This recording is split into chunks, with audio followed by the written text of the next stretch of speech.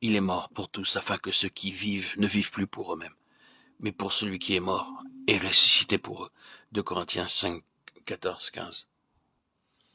L'œuvre de séparation de l'âme et de l'esprit est faite par le Seigneur lui-même.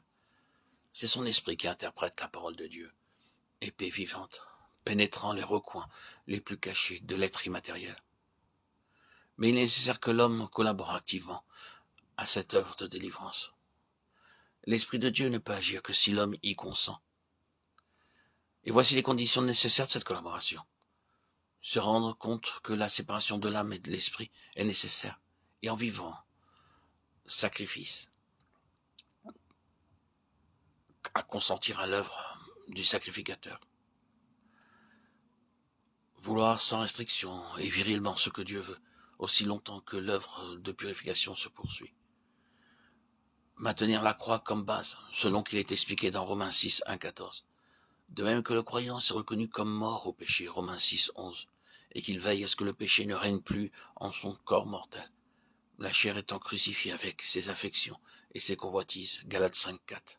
De même, il doit se reconnaître comme mort au péché plus subtil du domaine de l'âme, dont les manifestations sont moins grossières, à toutes les formes d'amour-propre, de vanité, d'égoïsme, à tout amour excessif de la famille, à tout ce qui absorbe le croyant et menace de prendre la première place, laquelle n'appartient qu'à Dieu seul. Une fois toutes ces conditions remplies, il faut veiller à employer immédiatement toute lumière reçue de crainte qu'inutilisée, elle ne soit plus discernée. Veiller à marcher vers le but sans défaillance, à vivre sa foi et élaguer, éliminer avec persévérance tout ce que l'Esprit de Dieu révèle comme devant l'être.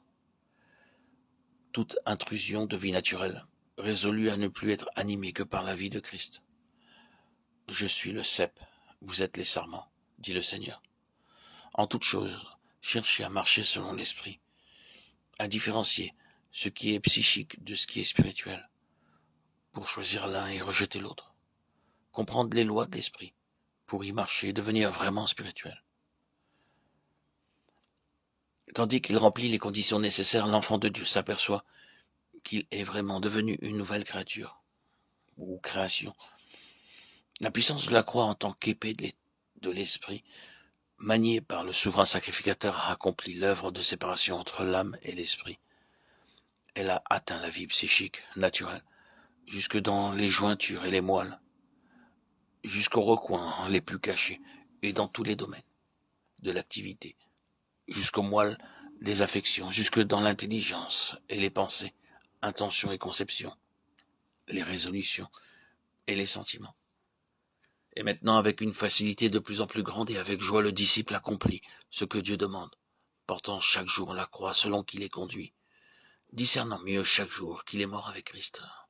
Son esprit se sépare toujours plus de l'âme, pour s'unir davantage au Seigneur ressuscité. Esprit vivifiant et devenir un même esprit avec lui.